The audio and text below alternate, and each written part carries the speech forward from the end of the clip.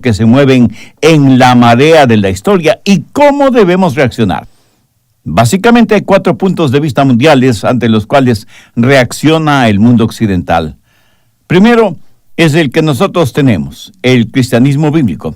Segundo, el marxismo-leninismo. Hablo muy en serio. No crean ni por un solo momento que este punto de vista mundial ha muerto, de ninguna manera. Tercero, el humanismo secular. Y esto es muy real en nuestros países, y lo enfrentamos diariamente en más formas de las que nos damos cuenta.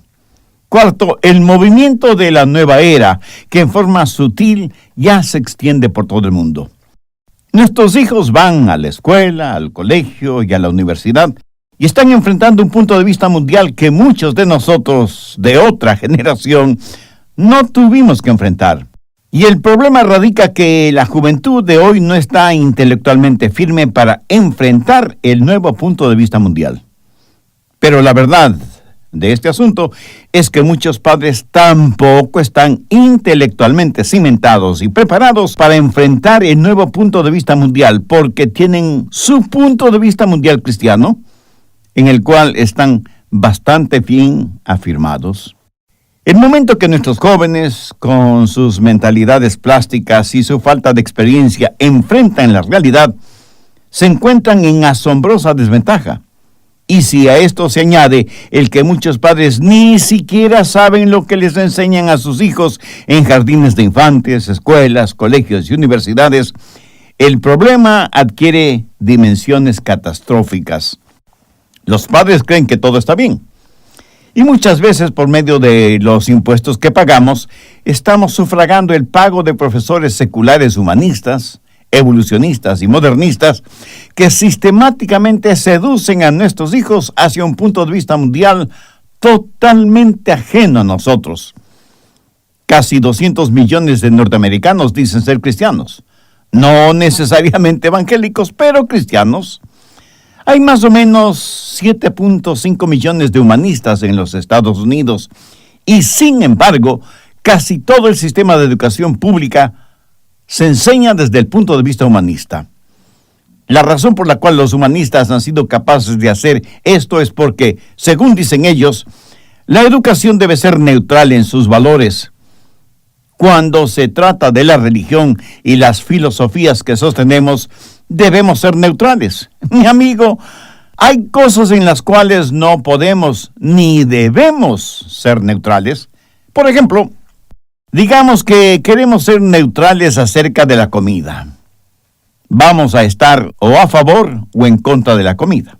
Por lo tanto, nadie come. Absurdo, ¿no le parece? O queremos ser neutrales acerca de la religión. ¿Estamos a favor de la religión o estamos en contra de la religión? Lo cual significa que terminamos siendo nada. Es una trampa diabólica. El punto de vista mundial que tengamos afecta toda nuestra vida. No crea que podemos poner nuestro cristianismo en un nicho o que podemos reunirnos en nuestras propias cárceles de magníficos vitrales llamadas iglesias y dejar que el mundo tenga su propio punto de vista y que eso no nos afecta a nosotros, ni nosotros afectamos a los demás.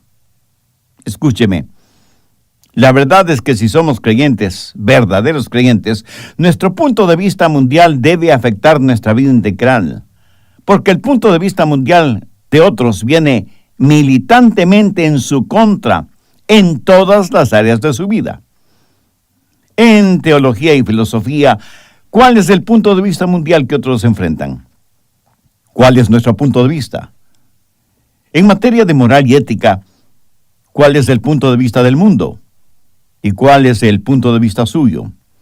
Y en cuanto a asuntos de educación sexual, matrimonio, divorcio, abortos, estos son temas reales, cotidianos, con los cuales nos enfrentamos inevitablemente. En el área de la biología y el origen de la vida, ¿cuál es nuestro punto de vista? ¿Cuál es el punto de vista mundial de las personas que no encuentran vida en el vientre de una mujer, pero sí encuentran vida en el planeta Marte? Y en psicología, ¿cuál es el punto de vista bíblico sobre el alma? ¿Qué es lo que se enseña en la psicología secular de la nueva era, del humanismo y de la moderna sociología? la manera en que vivimos juntos, la forma de interactuar, la forma en que la sociedad se desarrolla. Ahora, ¿qué impacto tiene sobre nosotros? Y en el área de la ley, ¿de dónde proviene la ley? Las leyes fueron dadas por Dios y son fijas e inmutables. En el área de la política y el gobierno, ¿cuál es el punto de vista bíblico y cuál el punto de vista mundial? Y la misma pregunta es buena para el derecho a la propiedad y lo relativo a las finanzas. Reconozco que en términos generales solo tenemos un conocimiento difuso acerca de estos temas y a veces nos conformamos con decir, yo sé lo que creo como cristiano. Pero créame, nuestros hijos y nuestros nietos están peleando una batalla que tal vez nosotros no estamos peleando y por lo tanto desconocemos cosas que deberíamos conocer. Bien, ahora busque primera de Pedro 3, comenzando con el verso 10. Pedro les dice a los hermanos en la fe, porque el que quiere amar la vida y ver días buenos, refrene su lengua del mal, y sus labios no hablen engaños. Apártese del mal y haga el bien, busque la paz y sígala. Porque los ojos del Señor están sobre los justos, y sus oídos atentos a sus oraciones. Pero el rostro del Señor está contra aquellos que hacen el mal. ¿Y quién es aquel que os podrá hacer daño si vosotros seguís el bien?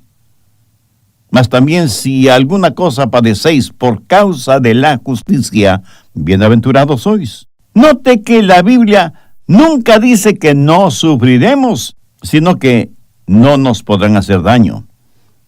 Y el apóstol continúa diciendo, por lo tanto no os amedrentéis por temor de ellos, ni os conturbéis, sino santificad a Dios el Señor en vuestros corazones, y estad siempre preparados para presentar defensa con mansedumbre y reverencia ante todo el que os demanda razón de la esperanza que hay en vosotros, teniendo buena conciencia, para que en lo que murmuran de vosotros como de malhechores, sean avergonzados los que calumnian vuestra buena conducta en Cristo.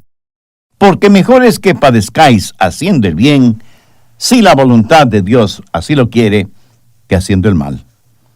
Estamos viviendo en una sociedad post-cristiana, por lo tanto nosotros como creyentes, como gente nacida dos veces, estamos viviendo en territorio hostil.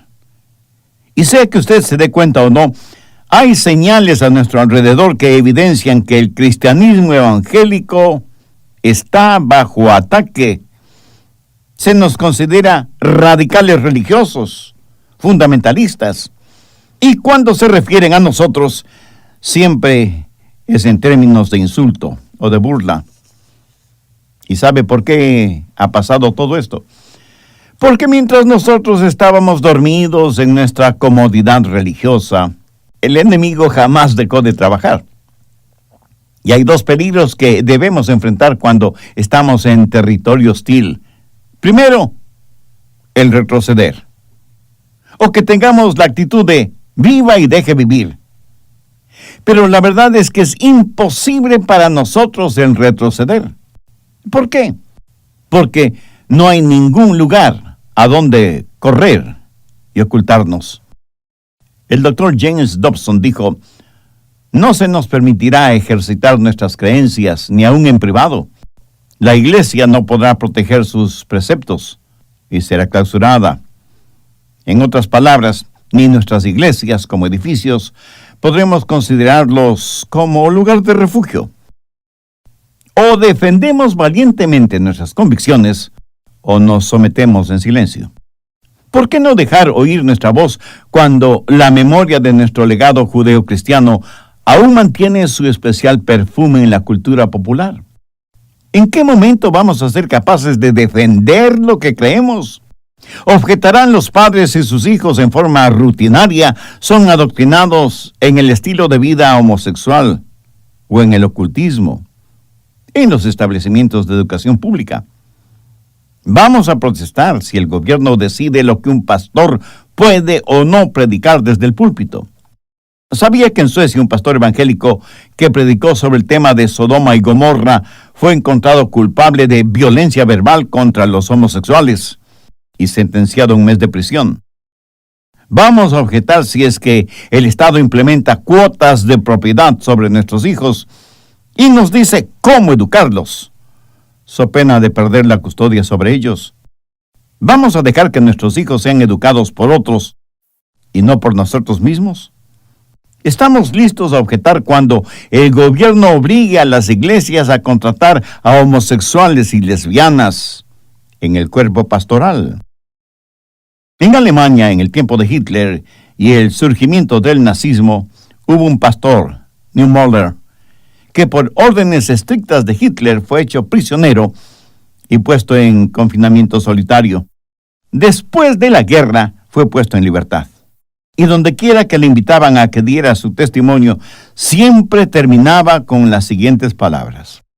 Primero vinieron por los socialistas, pero yo no dije nada porque no era un socialista. Luego vinieron por los dirigentes de las uniones, pero yo no dije nada porque no pertenecía a ese grupo. Después vinieron por los judíos, y yo nada dije, porque no soy judío. Pero entonces vinieron por mí, y ya no había nadie que hablara por mí. En la historia de Esther, en el Antiguo Testamento, Mardoqueo le envió a la reina Esther el siguiente mensaje. Si callas absolutamente en este tiempo, respiro y liberación vendrá de alguna otra parte para los judíos, mas tú y la casa de tu padre perecerán. Y quién sabe si para esta hora has llegado al reino. Y esto quiero decir a cada padre, a cada madre, a cada creyente que me escucha. Y quién sabe si para esta hora has llegado al reino. No nos atrevamos a guardar silencio en temas de tremenda importancia, bajo el pretexto de que todo lo que tenemos que hacer es pregonar el Evangelio. El segundo peligro es que presentemos algo parecido al Evangelio, pero que no es el Evangelio. No podemos ni debemos presentar el racionalismo, la educación, la psicología, el humanismo o alguna estrategia política como si fuera el Evangelio del Señor Jesucristo. Los cristianos debemos ser activistas, presentar con firmeza, pero con amabilidad, nuestras convicciones. Debemos ayudar a otros hermanos y hermanas, independientemente de su denominación, de su nivel económico o de las barreras raciales que nos dividen. Debemos estar unidos como creyentes en Cristo. Debemos tener un punto de vista mundial cristiano y debemos aprender a manifestar y bien ese punto de vista. Los creyentes siempre han tenido que enfrentar malos tiempos y dificultades.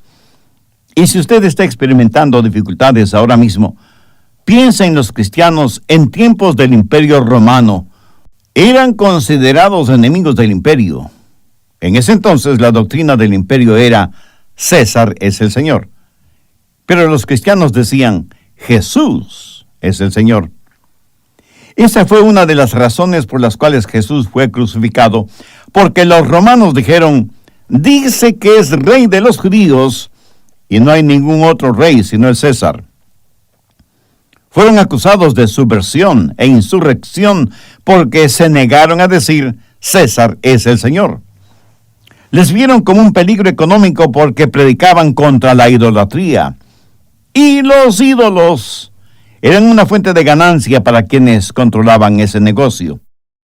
Es como si ahora se predicara en contra de la prostitución, los licores, la pornografía, las drogas y los juegos de azar, negocios de los cuales se benefician no solo individuos, sino ciudades y países.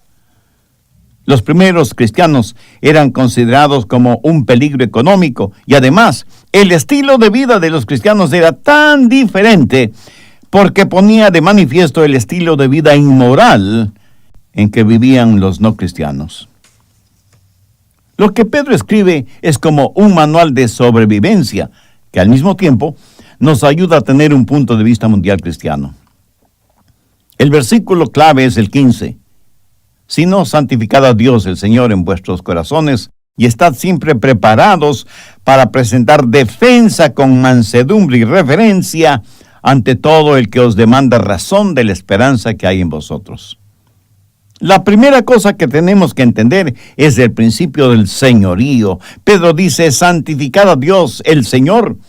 Usted tiene que decidir en su mente que nada, absolutamente nada, se interpondrá en el camino de su obediencia a Cristo. Si Cristo es el Señor, no debemos ser intimidados. Todo lo demás debe estar detrás del señorío de Cristo. De acuerdo a lo que el apóstol dice en 1 de Pedro 3:10, estamos viendo cuál debe ser el punto de vista mundial cristiano. Y dije que la primera cosa que debemos entender es el principio del señorío de Cristo. En segundo lugar, el principio del saber. Aquellas personas con un punto de vista mundial diferente al nuestro tienen muy buenas preguntas. El asunto es que muchos de nosotros no estamos listos para contestar esas preguntas. Y para esas buenas preguntas, hay muy buenas respuestas. Note que la Biblia dice que debemos siempre estar listos a contestar. Aquí la palabra usada es apología. Y un apologista es una persona que da una respuesta razonable cuando la gente hace preguntas legítimas. Recuerde que preguntas tontas reciben respuestas tontas. El tercer principio es el de la mansedumbre. El apóstol dice que debemos estar preparados para presentar defensa con mansedumbre y reverencia. La única cosa que parece que iguala nuestra ignorancia es nuestra arrogancia. Pero la triste verdad es que en estos días las iglesias modernas están saturadas tanto de ignorancia como de arrogancia. La Biblia dice que como creyentes debemos tener un estilo de vida de mansedumbre. Y recuerde que mansedumbre no quiere decir debilidad. Jesús mismo dijo que él era manso y humilde de corazón, pero él no fue débil. Estuvo en el desierto, ayunando por 40 días. Mansedumbre es fortaleza bajo control. ¿Sabe usted lo que la gente piensa de nosotros los cristianos? Piensa que somos intolerantes, estrechos de mente, insensibles, prejuiciados, etc. Y lo peor es que muchos cristianos reaccionan con una retórica furiosa, lo cual aumenta el problema de lado y lado. Anote Santiago 1, desde el verso 19. Por esto, mis amados hermanos, todo hombre sea pronto para oír, tardo para hablar, tardo para irarse, porque la ira del hombre no obra la justicia de Dios. La Biblia dice que debemos tener mansedumbre y reverencia, ser lentos para hablar, pero rápidos para escuchar. Nuestra ira humana de ninguna manera es una manifestación de la justicia de Dios. Cuando Jesús se indignó contra los religiosos hipócritas. Pero mire con qué gentileza, con qué mansedumbre trató a quienes vivían en la oscuridad espiritual. Jesús amó a todos aquellos esclavizados por Satanás. ¿Sabe cuál es el mayor problema con nosotros? Pensamos que si estamos bien organizados, eso será más que suficiente delante de Dios. Y no queremos reconocer que somos pecadores, porque esa es nuestra naturaleza. A nadie vamos a ganar para la causa de Cristo con argumentos. La gente quiere saber si en realidad vivimos un estilo de vida diferente, si es que hablamos la verdad con mansedumbre y reverencia. Busque 1 de Pedro 2, verso 23. El apóstol está hablando de Jesús y dice, ¿quién cuando le maldecían no respondía con maldición? Cuando padecía no amenazaba, sino que encomendaba la causa al que juzga justamente. Los historiadores nos dicen que Nerón incendió Roma para reedificar una nueva ciudad. Pero los romanos no lo entendieron así.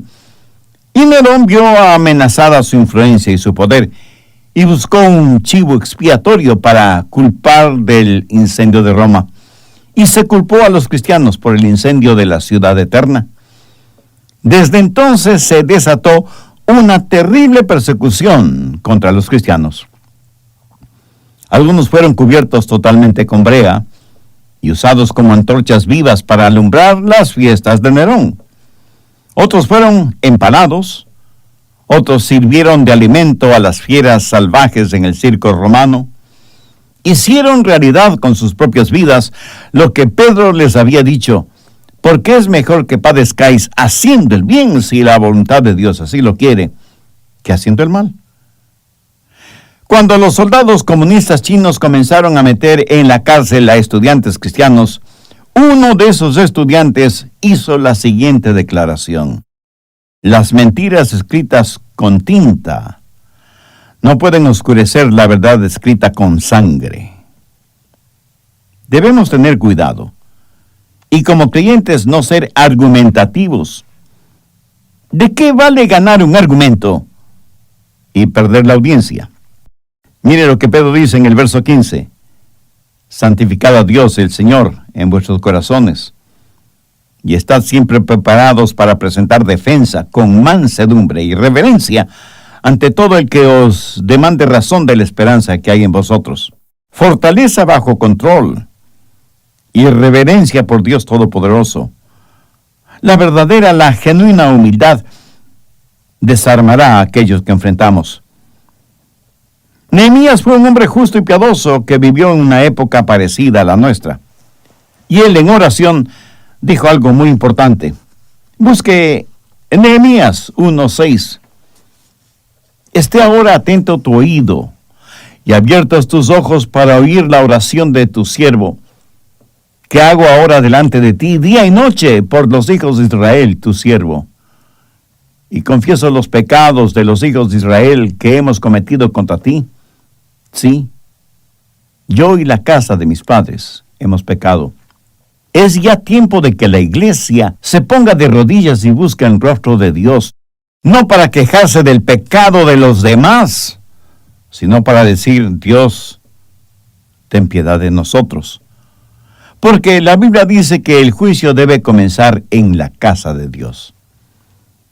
El cuarto principio es el del estilo de vida.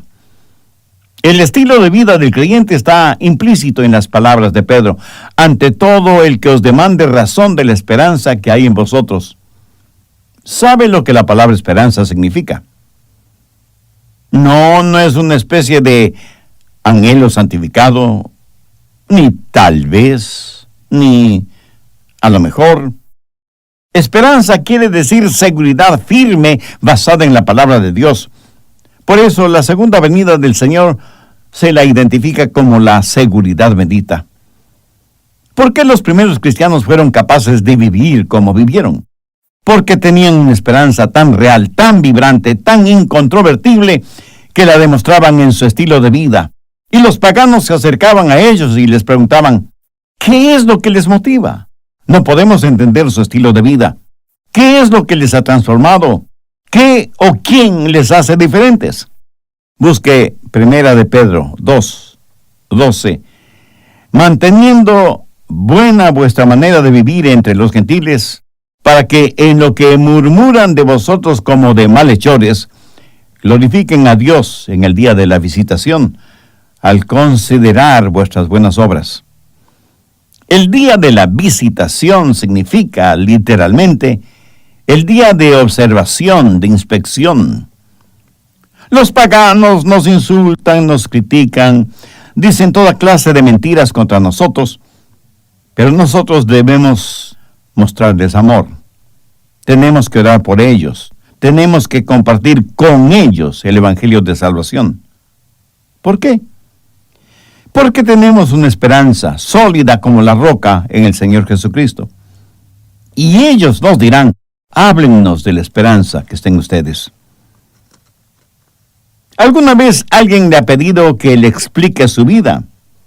¿Alguna vez alguien le ha dicho: no te entiendo, pero eres diferente? ¿Puedes decirme qué te hace diferente? Escúcheme, si vivimos bajo el señorío de Cristo, si vivimos como el apóstol Pedro dice que debemos vivir, le puedo asegurar que los no creyentes le pedirán que les explique su estilo de vida y tendremos la oportunidad de testificar por el Señor. El ejemplo clásico es el de Pablo y Silas, puestos en la cárcel por predicar el evangelio de salvación. Habían sido puestos en lo más profundo de la cárcel, después de haber sido golpeados brutalmente. Sus cuerpos estaban lacerados, sus manos y sus pies con cadenas y grilletes, y de acuerdo al relato de Hechos 16, a la medianoche ellos oraban y cantaban alabanzas a Dios. El carcelero estaba acostumbrado a oír soeces maldiciones de parte de los prisioneros, no oraciones y cantos a Dios. No podía entender esto. Hubo un terremoto, las puertas de la celda se abrieron, las cadenas y grilletes cayeron de las manos y pies de los presos, pero ninguno de ellos había escapado. Y el centurión romano no pudo dejar de preguntar: señores, ¿qué debo hacer para ser salvo? ¿Por qué esta actitud de ese rudo carcelero romano? Porque vi una diferencia en las vidas de Pablo y Silas. Yo anhelo que la gente pueda ver una diferencia en mi estilo de vida. Yo oro para que la gente que le conoce a usted pueda decir: él o ella vive una vida diferente. Se destaca como una flor en medio del desierto de la mediocridad y de la suciedad. ¿Sabe usted quién fue Federico Nietzsche? Fue un filósofo alemán, ateo. Sus escritos influenciaron a Adolfo Hitler con la idea de la superraza. Acuñó la frase: Dios está muerto, y abiertamente desafió a la Iglesia y sus doctrinas. Y alguna vez dijo: si quieren que yo crea en su Redentor, tienen que actuar como si realmente estuvieran redimidos. ¡Qué insulto para la Iglesia de Dios! Quinto, el principio del amor. 1 de Pedro 3:8. Finalmente, sed todos de un mismo sentir, compasivos, amándoos fraternalmente, misericordiosos, amigables.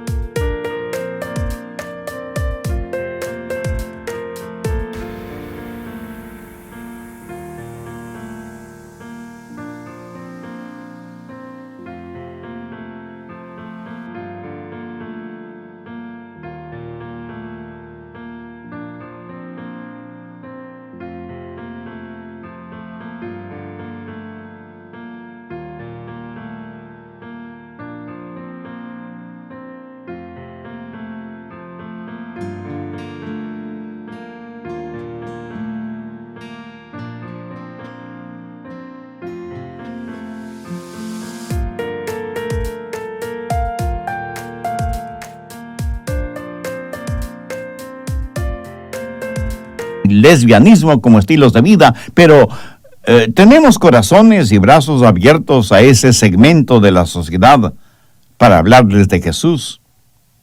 ¿Quién es el único que podrá cambiarles y transformarles radical y dramáticamente? Pero tenemos que hacerlo sin mostrar nuestra hostilidad o antipatía. De otra manera, ellos nunca querrán saber de Jesús o del Evangelio. Vivimos en una sociedad herida y adolorida, y necesitamos curar esas heridas con el bálsamo de la gracia y la misericordia de Dios. Y aunque usted no lo crea, hoy más que nunca la gente necesita saber del amor de Dios, del sacrificio de Jesús, del ministerio del Espíritu Santo. El mundo en general está buscando respuestas. Necesitamos un punto de vista mundial cristiano que esté respaldado por un estilo de vida cristiano. Un exministro de Educación en Norteamérica publicó las siguientes estadísticas. En los últimos 30 años, en los Estados Unidos, los crímenes violentos aumentaron en un 560%. Nacimientos ilegítimos en un 400%. La tasa de divorcio se ha cuadruplicado aún entre gente religiosa. La cifra de niños viviendo solo con papá o con mamá se ha triplicado. El suicidio entre adolescentes se ha aumentado en un 200%, mientras que el nivel educativo en términos generales ha descendido en forma alarmante. Y la gente pregunta, ¿hay alguna respuesta para todo esto? Por supuesto que la hay. No piense que la iglesia no sobrevivirá. La iglesia no es el producto de la mente de algún sociólogo humano. Jesús dijo, edificaré mi iglesia y las puertas del Hades no prevalecerán contra ella. Durante la Revolución Cultural China, los comunistas llegaron al poder. Y una de las primeras cosas que hicieron fue el quemar todos los libros occidentales, incluyendo la Biblia. Colegios y universidades fueron clausurados, las iglesias fueron convertidas en bodegas estatales y las cruces que había en los cementerios fueron destrozadas. Pastores, sacerdotes y ministros religiosos fueron asesinados o puestos en prisión. Cada persona fue forzada a inclinarse ante el retrato de Mao Zedong. Ya a los que se rehusaban, les quebraban las piernas.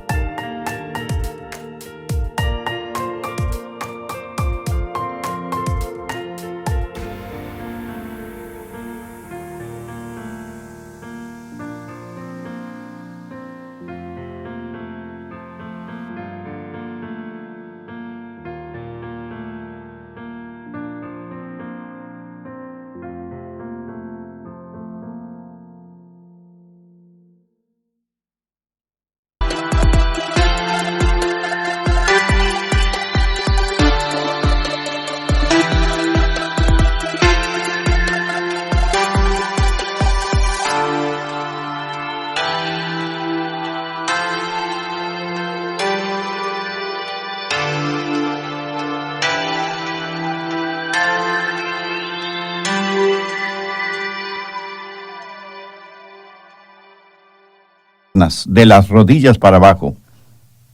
Fue una revolución cultural masiva con el propósito de hacer desaparecer cualquier vestigio de iglesia o de religión.